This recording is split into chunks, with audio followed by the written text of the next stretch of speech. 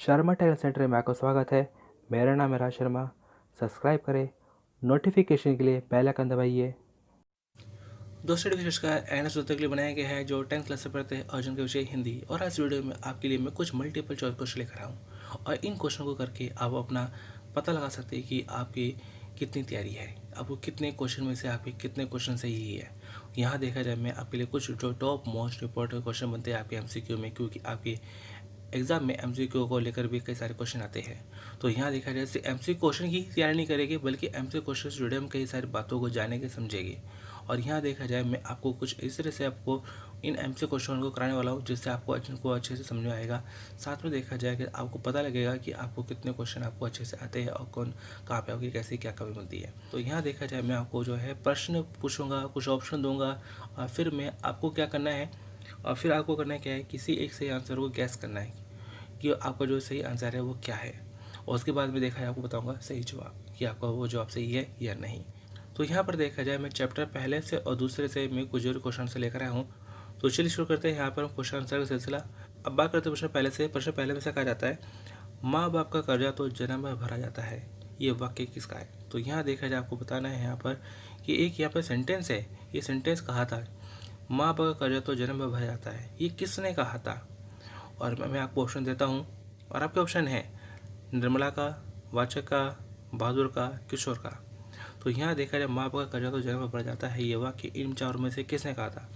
तो यहाँ पर देखा जाए अगर आपने चैप्टर को अच्छे से पढ़ा है, समझा है और अपना अगर नहीं भी पढ़ा है तो भी आपको जो यहाँ पर सीख जाएगा, समझ जाएगी इसका सही आंसर क्या है। तो यहाँ पर अपना एक ऑप्शन चुन लीजिए कि आपको क्या लगता है कि इनमें से किसने कहा होगा।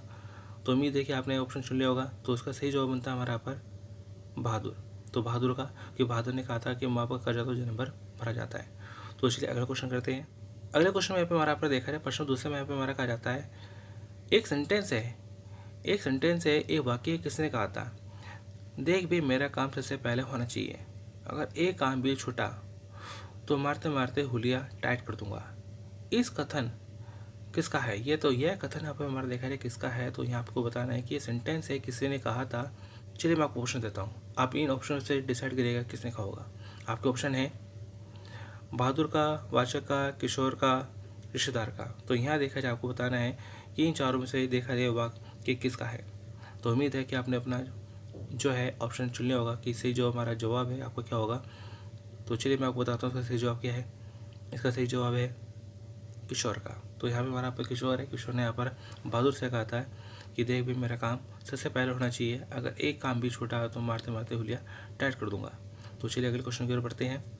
प्रश्न 3 में आपसे कहा जाता है महीन खाने से नौकरों की आदत बिगड़ जाती है, यह वाक्य, यह बात निर्मला से किसने की थी। तो यहाँ देखा जाए क्या होता है कि यहाँ पे हमारा पर जो महीन खाने से, महीन खाने नहीं कि फ्रेश खाने से क्या होता है नौकरों की आदत बिगड़ जाती है, ये बात किसी ने कही थी। किससे कही थी। निर्मला से कही थी। अब किसने कही थी। आपके ऑप्शन है उसके पति ने, पड़ोसियों ने, उसके बेटे ने, रिश्तेदारों ने। तो यहाँ पर देखा जाए इन चारों में से आपको कौन सा सही लगता है कि किसने कहा होगा। तो अपना एक जो ऑप्शन है इसको चुन लीजिए। तो उम्मीद है कि आपने अपना एक ऑप्शन चुन लिया होगा। तो चलिए इसका भी आपको बताता हूँ सही जवाब क्या बनता है। तो इसका सही जवाब बनता है हमारा पर पड़ोसी ने। तो यहाँ पे हमारा जो देखा जाए जो हमारे तो पड़ोसी है, पड़ोसी ने तो निर्मला को सिखा दिया था कि महीन खाने से क्या होता है नौकरी की आदत बिगड़ जाती है। तो चलिए आगे बढ़ते हैं। अब बात करते हैं प्रश्न विचार की। प्रश्न विचार में से कहा जाता है बहादुर ने काम करने से मना कर दिया क्योंकि। बहादुर ने क्या करा, घर के काम करने से मना कर दिया था। क्यों मना किया था। आपके ऑप्शन देता हूँ मैं यहाँ पर। इन चारों में से आपको जो सबसे सही ऑप्शन लगता है आपको चुनना है। तो आपके ऑप्शन है यहाँ पर का उसे अपने घर की याद बहुत आने लगी थी, निर्मला ने उसके लिए रोटी नहीं सेकी, उस पर चोरी का झूठा आरोप लगाया गया, किशोर ने उसे गाली दी जो उसके बाप पर पड़ी थी। और आपका जो सही जवाब बनता है आप चुन लीजिए। तो यहाँ पर आप देखा जाए आपको जो सबसे सही आंसर लगता है आप उसे चुन लीजिए और मैं बताता हूँ उसका सही जवाब क्या होगा। तो यहाँ देखा जाए उम्मीद करता हूँ कि आपने चारों में से अपना एक सही जो ऑप्शन है उसको चुन लिया होगा। और उसका सही जवाब बनता है हमारा यहाँ पर किशोर ने उसे गाली दी जो उसके बाप पर पड़ी थी। तो चलिए आगे बढ़ते हैं। अब बात करते हैं प्रश्न 5 की। प्रश्न 5 में से कहा जाता है कहानी में वाचक किस वर्ग का है। तो यहाँ देखा जाए आपको बताना है कि जो यहाँ पे हमारा कहानी लिखी गई है, बहादुर कहानी लिखी गई है, तो बहादुर कहानी देखा जाए किस वर्ग से संबंध रखती है। और आपके ऑप्शन है निम्न, सामंत, मध्य, उच्च। तो इन चारों में से आपको कौन सा वर्ग की कहानी आपको लगती है, बहादुर कहानी आपको लगती है कि बहादुर जो कहानी है इनमें से किस वर्ग की कहानी बनती है। तो उम्मीद है कि आपने अपना ऑप्शन चुन लिया होगा और आपका आंसर बनता है मध्य वर्ग की। तो चलिए आगे बढ़ते हैं। अब बात करते हैं प्रश्न 6 की। प्रश्न 6 में ऐसा कहा जाता है, बहादुर कहानी के अंत में क्या अभिव्यक्त नहीं होता। तो यहाँ देखा जाए मैं आपको जो 4 ऑप्शन देने वाला हूँ, उन 4 ऑप्शन में से 3 तो हमारा अभिव्यक्त होते हैं, लेकिन एक चीज़ ऐसी है जो अभिव्यक्त नहीं होती, वो आपको बतानी है। और आपके ऑप्शन है घृणा, पछतावा, दुख, अपराध बोध। तो इन चारों में से 3 तो अभिव्यक्त होती है बहादुर कहानी में, लेकिन एक चीज़ अभिव्यक्त नहीं होती। तो कौन सी चीज़ अभिव्यक्त नहीं होती। तो उम्मीद है कि आपने अपना ऑप्शन चुन लिया होगा और आपका यहाँ पर आंसर बनता है घृणा। तो चलिए आगे बढ़ते हैं। अब बात करते हैं प्रश्न 7 की। प्रश्न 7 में से कहा जाता है, बहादुर घर में फिरकी की तरह नाचते रहता था का आशय है।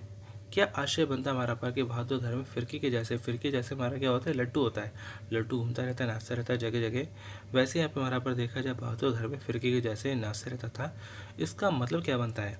और आपको ऑप्शन बनता है, काम करने से बचने के लिए छिपता रहता था, दिन भर बहुत उछल कूद मचाता रहता था, मार खाने के कारण चीख पुकार मचाता रहता था, काम करने के लिए इधर उधर दौड़ता रहता था। तो यहाँ पर देखा है, आप चारों में से अपना जो सबसे सही लगता है उस ऑप्शन को चुन लीजिए और फिर मैं आपको बताता हूँ कि सही आंसर क्या होगा।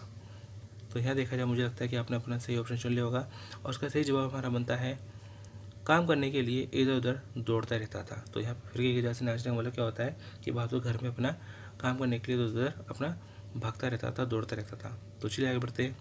अब बात करते हैं प्रश्न पे हमारे 8 की। प्रश्न 8 में हमारा पे कहा जाता है, कहानी के अनुसार ऊंचे कुल में जन्म लेने के पर भी आदमी निंदा का पात्र होता है जब है। तो ये हमारा बनता है चैप्टर 2 से बनता है सवाल। तो चैप्टर 2 से हमारा सवाल बनता है कि कवि ने यहाँ पर ऊंचे कुल में जन्मने पर भी आदमियों को निंदा का पात्र बताया है। कब बताया है, जब वह, ऑप्शन आपके यहाँ बनते हैं, अच्छे कर्म नहीं करता, सुरापान करता है, साधुओं का सत्संग करता है, धन को इकट्ठा नहीं होने देता। तो यहाँ देखा जाए अपना जो सही आंसर है तो चल लीजिए और मैं बताता हूँ उसका आंसर सही है या नहीं।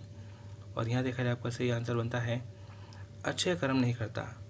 तो ये हमारे का सही आंसर बनता है कि यह व्यक्ति देखा जाए ऊंचे कुल लेने के बाद भी अगर अच्छे कर्म नहीं करता तो वो निंदा का पात्र बनता है, बेइज्जती का पात्र बनता है।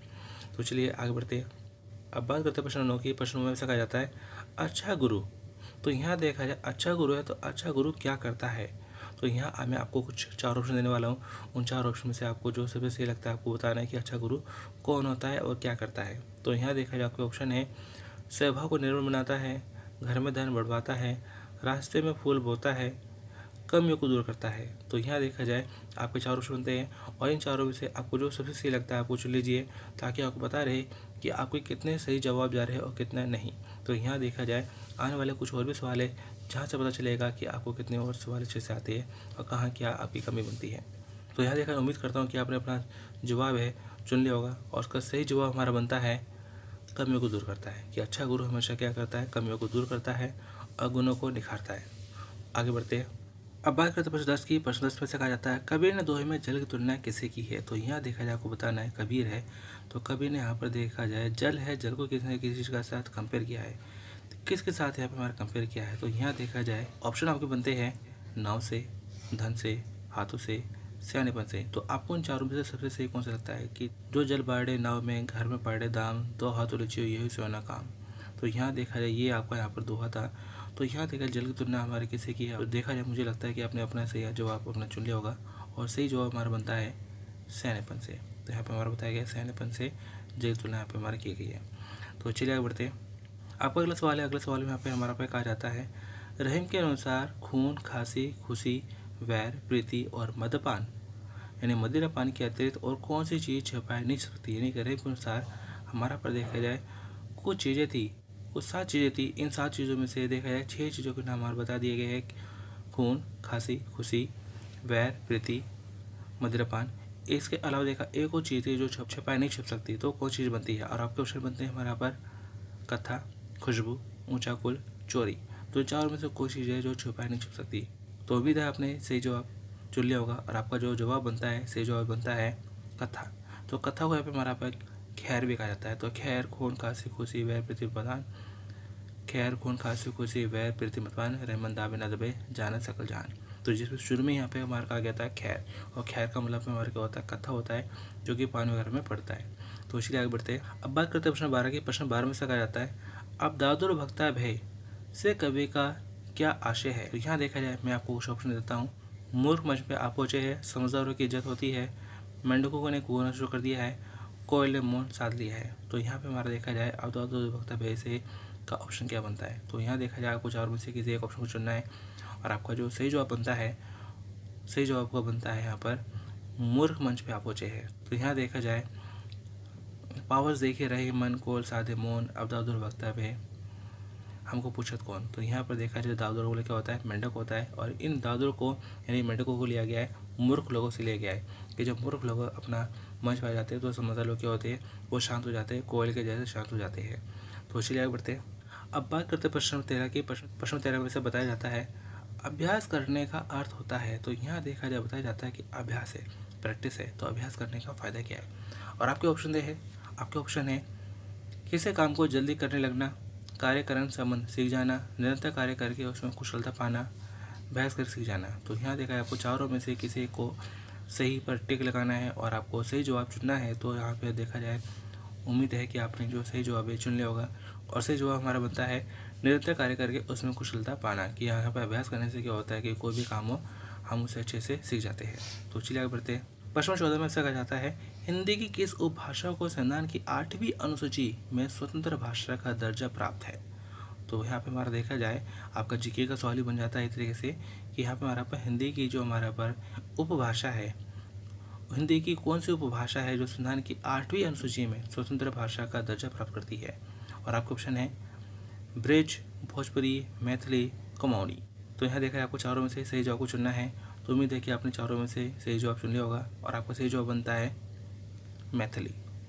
तो चलिए आगे बढ़ते हैं। तो दोस्तों देखा यहाँ पर मैं आपके लिए कुछ जोर सवाल कराया था जो कि एग्ज़ाम के लिए ज़रूरी है, आपके एग्ज़ाम में आ सकते हैं, मल्टीपल चॉइस क्वेश्चन आपके एग्ज़ाम में आते हैं। और यहाँ देखा जाए आपने भी देख लिया होगा कि आपके कितने सही जवाब है और कितने नहीं। अगर आप यहाँ पर देखा जाए सारे अगर जवाब सही है तो बहुत अच्छी बात है। और ऐसे ही देखा है मैं आने वाले समय में आपके जो और भी सब्जेक्ट बनते हैं, आपके और भी जो चैप्टर बनते हैं, मैं उनके सवाल कराऊंगा और आपकी तैयारी अच्छे से करवाऊंगा। तो चलिए दोस्तों मिलते हैं नेक्स्ट वीडियो में। Thanks for watching.